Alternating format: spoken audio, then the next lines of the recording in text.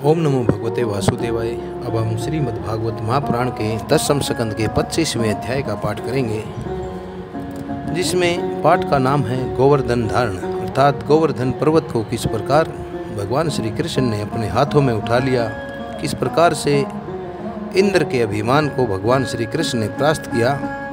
सुखदेव मुनि जी कहते हैं, परीक्षित, जब इंद्र को पता चला कि मेरी पूजा बंद कर दी गई है, तब वे नंद बाबा आदि गोपों पर बहुत ही क्रोधित हुए।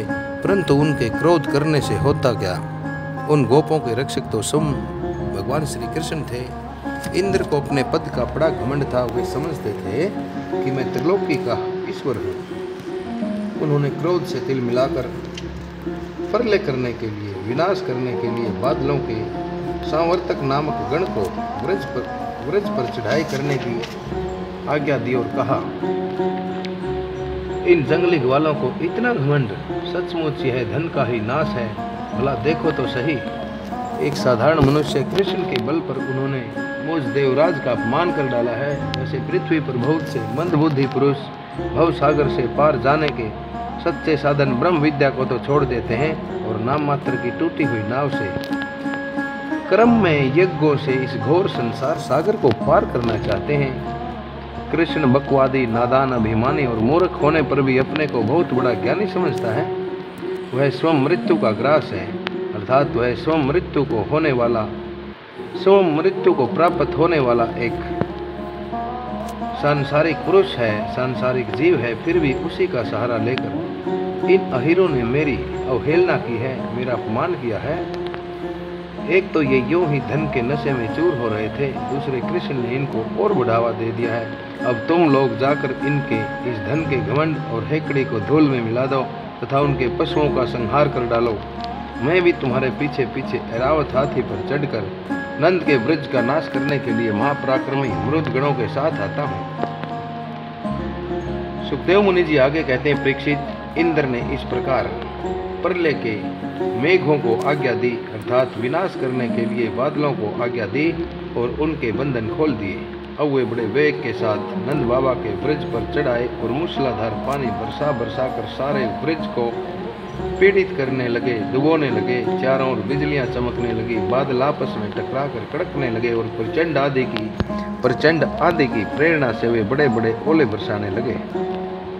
इस प्रकार जब दल के दल बादल बार बार आकर खंबे के समान मोटी मोटी धाराएं गिराने लगे, तब ब्रज भूमि का कोना कोना पानी से भर गया और कहाँ नीचा है कहाँ ऊंचा, इसका पता करना कठिन हो गया। इस प्रकार मूसलाधार वर्षा से जब एक दूसरे पशु ठिठुरने लगे और कांपने लगे, ग्वाल और ग्वालिनी भी ठंड के मारे अत्यंत व्याकुल हो गई, तब वे सब के सब भगवान श्री कृष्ण की शरण में आए।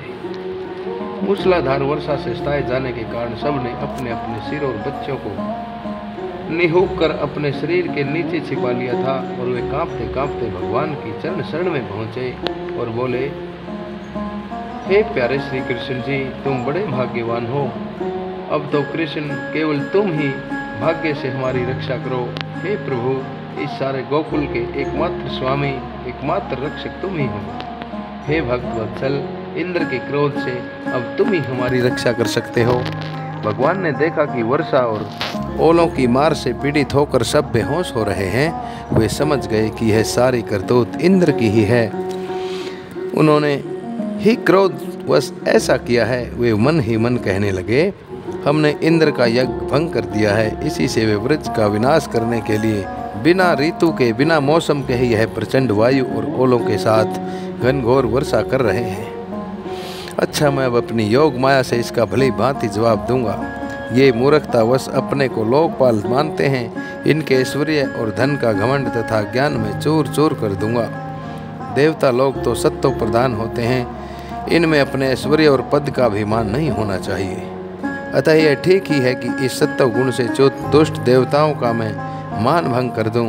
इससे अंत में उन्हें शांति ही मिलेगी। यह सारा व्रज मेरे आश्रित है, मेरे द्वारा स्वीकृत है और एकमात्र मैं ही इसका रक्षक हूँ। अतः मैं अपनी योग माया से इसकी रक्षा करूँगा।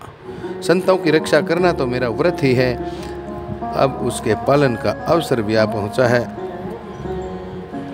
अर्थात भगवान कहते हैं, जो केवल एक बार मेरी शरण में आ जाता है और मैं तुम्हारा हूँ इस प्रकार समर्पण कर देता है, इस प्रकार याचना करता है, उसे मैं संपूर्ण प्राणियों से अभय कर देता हूँ।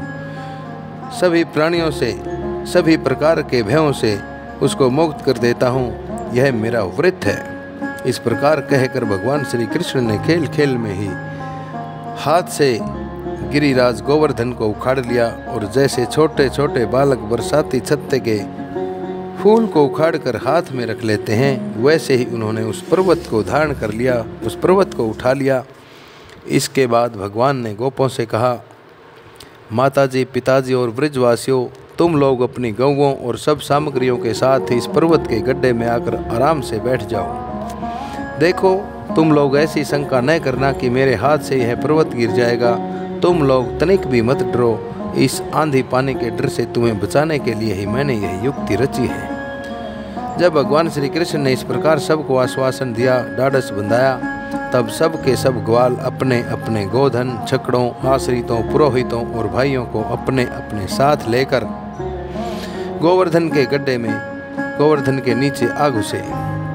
भगवान श्री कृष्ण ने जब ब्रजवासियों को देखते देखते भूख प्यास की पीड़ा, आराम विश्राम की आवश्यकता आदि सब कुछ भुलाकर 7 दिन तक लगातार उस पर्वत को उठाए रखा। वे एक डग भी वहां से इधर उधर नहीं हुए। श्री कृष्ण की योग माया का यह प्रभाव देकर इंद्र के आश्चर्य का कोई ठिकाना न रहा। अपना संकल्प पूरा न होने के कारण उनकी सारी हेकड़ी बंद हो गई। वे बहुत चक्के से रह गए। इसके बाद उन्होंने बादलों को अपने आप वर्षा करने से रोक दिया। जब गोवर्धन धारी भगवान श्री कृष्ण ने देखा कि वह भयंकर आंधी और घनघोर वर्षा बंद हो गई, आकाश से बादल छंट गए हैं और सूर्य दिखने लगे, तब उन्होंने गोपों से कहा, मेरे प्यारे गोपों, मेरे प्यारे ग्वालों, अब तुम लोग निडर हो जाओ और अपने स्त्रियों, गौ, धन और बच्चों के साथ बाहर निकलाओ। देखो, अब आंधी पानी बंद हो गया तथा नदियों का पानी भी उतर रहा है। भगवान की ऐसी आज्ञा पाकर अपने अपने गोधन, स्त्रियों, बच्चों और बूढ़ों को साथ ले तथा अपनी सामग्री छकड़ों पर लाद कर धीरे धीरे सब लोग बाहर निकल आए। सर्वशक्तिमान भगवान श्री कृष्ण ने सब प्राणियों के देखते देखते खेल खेल में ही गिरिराज को पहले की तरह उनके स्थान पर रख दिया। ब्रजवासियों का हृदय प्रेम के आवेग से भर रहा था। पर्वत को रखते हुए भगवान श्री कृष्ण के पास दौड़ आए। उन्हें कोई हृदय से लगाने लगा तो कोई चूमने लगा। सब ने उनका सत्कार किया। बड़ी बड़ी गोपियों ने बड़े आनंद और प्यार के साथ दही, चावल, जल आदि से उनका मंगल तिलक किया और उन्मत्त हृदय से शुभ आशीर्वाद दिए। यशोदा रानी, रोहिणी जी, नंद बाबा और बलवानों में श्रेष्ठ बलराम जी ने प्यार से आतुर होकर श्री कृष्ण को हृदय से लगा लिया तथा आशीर्वाद भी दिए। परीक्षित, उस समय आकाश में स्थित देवता, साध्य, सिद्ध, गंधर्व और चारण आदि प्रसन्न होकर भगवान की स्तुति करते हुए उन पर फूलों की वर्षा करने लगे। परीक्षित, स्वर्ग में देवता लोग शंख और नौबत बजाने लगे। तुम्बरु आदि गंधर्व राज भगवान की मधुर लीला का गान करने लगे।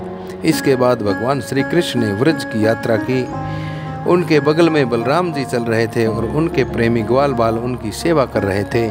उनके साथ ही प्रेम में गोपियाँ भी अपने हृदय को आकर्षित करने वाले, उसमें प्रेम जगाने वाले भगवान की गोवर्धन धारण आदि लीलाओं का गान करती हुई बड़े आनंद से ब्रज में वापस लौट आई। वापस लौटने के बाद नंद बाबा से गोपों की श्री कृष्ण के प्रभाव के विषय में बातचीत जो हुई वो अगले अध्याय में अर्थात 10वें स्कंद के 26वां अध्याय 26वें अध्याय में हम सुनेंगे। इस प्रकार श्रीमद् भागवत महापुराण के 10वें स्कंद का यह 25वां अध्याय आप सभी श्रोताओं द्वारा श्रवित किया गया।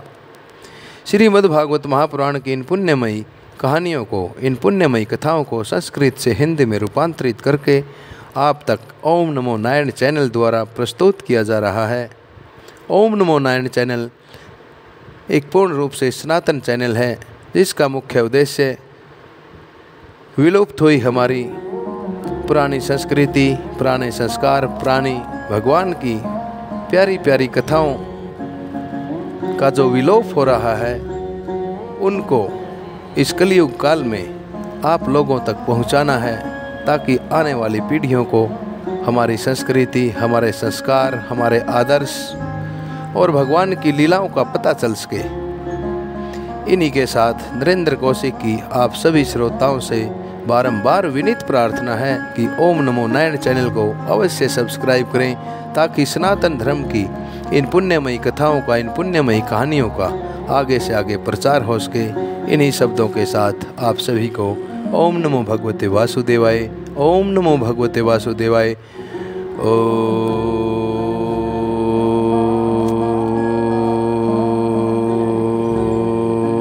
नमो भगवते वासुदेवाय।